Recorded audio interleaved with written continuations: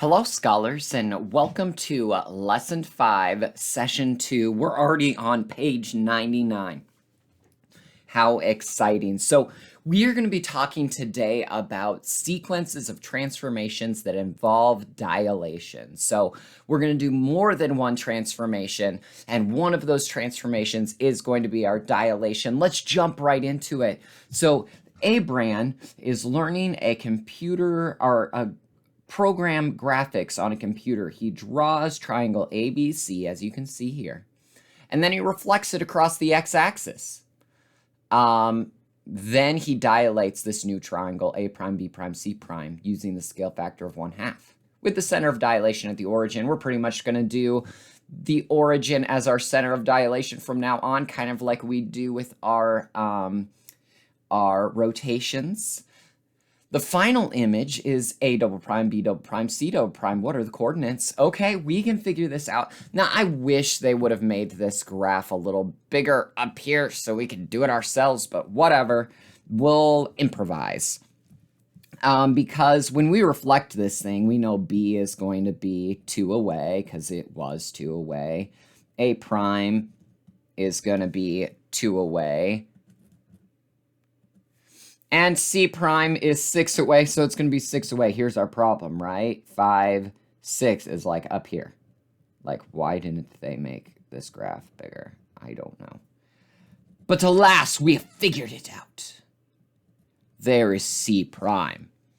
Okay, now we want to do a scale factor of 1/2. Now, we know that when we do a dilation now that everything's going to shrink by 1/2. Our sides are going to shrink by 1/2. And I think a few other things too. We also know that things are going to get sucked in towards the origin when we do it. So A is going to get sucked in towards the origin. It's half the distance because we got a scale factor of 1/2. So this is like A double prime.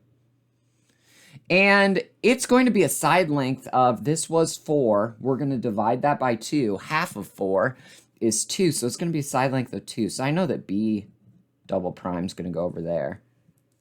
And how about C? C is going to get sucked in. And I know that this was like kind of like up 2 over 1. So it's going to be like that, but just one time. So there's C double prime. And, you know, the big thing, now that we've got the big thing I want to do is compare these points. And they're already written down on the next page. So once you've got that down, let's go ahead and just look at this on the next page. So here are the points. Like, this was A. I think this is B. And this is C. Okay, so here's our original point. And no surprise what happened after the first transformation. This is A prime, B prime, C prime. That the x's stayed the same. We're reflecting over the x-axis, my friends.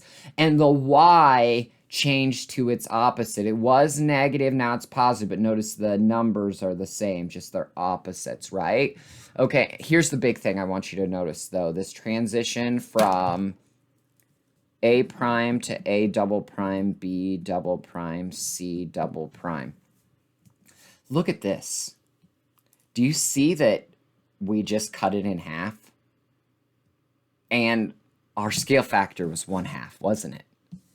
And we just cut every single one of these numbers in half. That is so helpful, my friends. This is going to make dilation so much easier for us. Look, 2, 2 became 1, 1. Both these numbers were cut in half. 6 became 3, 2 became 1, 4 became 2, 6 became 3. Every single one of our numbers was cut in half. Everything.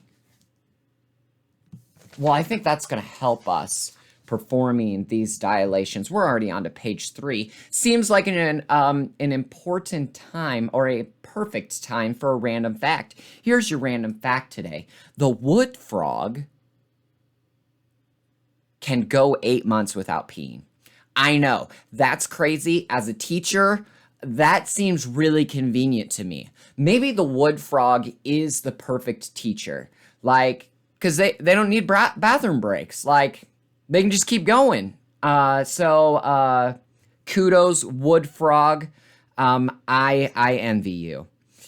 Back to math. Okay, so we are looking at 1 here. Look at the modelet. Describe the coordinates of the vertices change from triangle A prime B prime C, or triangle ABC, to the reflection A prime B prime C prime. Well, this is easy.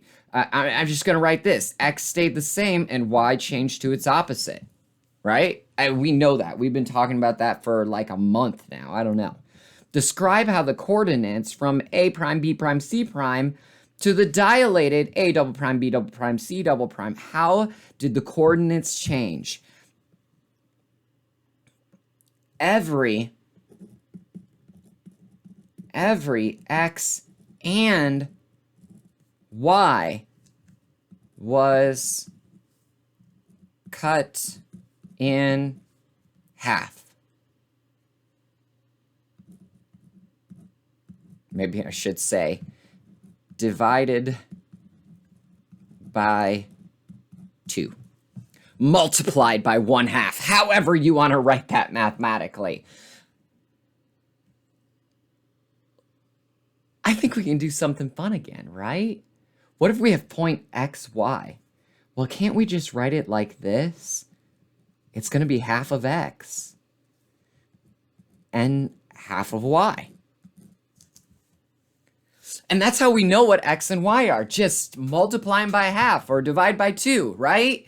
And we get our new point. We don't need to see a graph anymore. We just know exactly what those new points are going to be based on just this simple mathematical operation, multiplying every X and every Y that we have times the scale factor.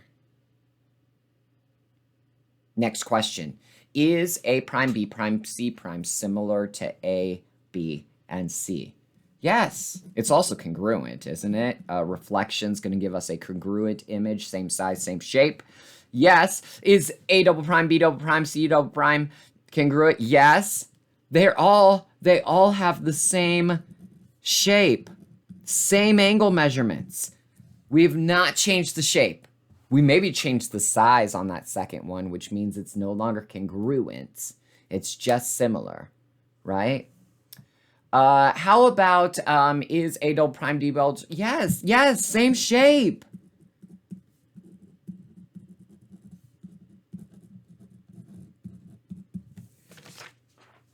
We're moving on. Okay, problem 4 here. Apply it. Let's do it. So Grace wants to rotate PQRS 90 degrees clockwise. Boop, there it is. We now have P prime, Q prime, R prime, S prime. Then she wants to dilate the image using a scale factor of 2, with the origin at the center to form P double prime, Q double prime, R double prime, S double prime. Grace graph is shown. What mistake did she make? Oh no, Grace, you dilated the blue shape and it stayed over here. We want to dilate this. She dilated. I always want an O to be in there, but there's not. Dilated P, Q, R, S instead of P prime, Q prime, R prime, S prime. Well, we can fix that for her, can't we? Because we know that every point is just going to be multiplied times 2. R needs to be times 2. It's at 1, 2, so it's going to be at 2, 4. R double prime. S is at 1, 6. Now it's going to be at, oh my gosh, 2, 12, like up here, right? Why did they do that to us again? Q is at 3, 2. Now let's just write these points down because they obviously didn't give us enough room here. 3 is going to be like over here, and it's going to be like this. There's our oops, over here, because I didn't I need to multiply both the x and the y times 2. So like, if p prime is at 3, 5, p double prime is at 6, 10. And you continue to do that. You get the point. Everything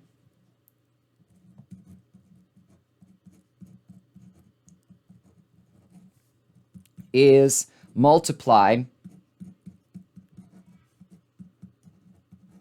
by the scale factor.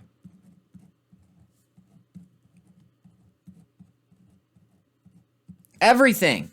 Everything we see is multiplied by that darn scale factor. Okay, so the last thing I want to look at with you, you can try problem 6 on your own if you would like to. If you're still not completely understanding this, if you want to look at a problem with me, if you just want to try it for the heck of it, go for it. But I want to end with number 5 here. It says, 2 transformations are performed on triangle X.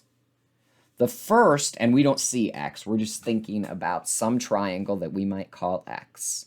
First, triangle X is rotated 90 degrees counterclockwise around the origin to form X prime, triangle X prime. So, okay, so we've got a rotation.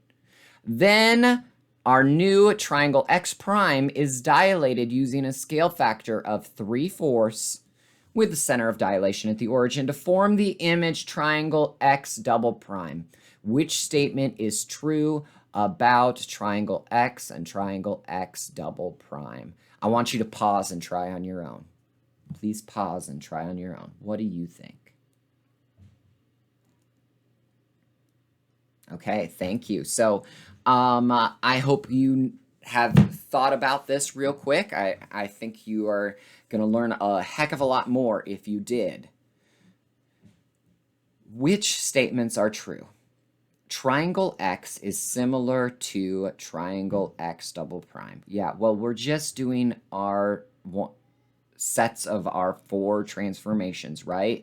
Which is never going to change the shape. Same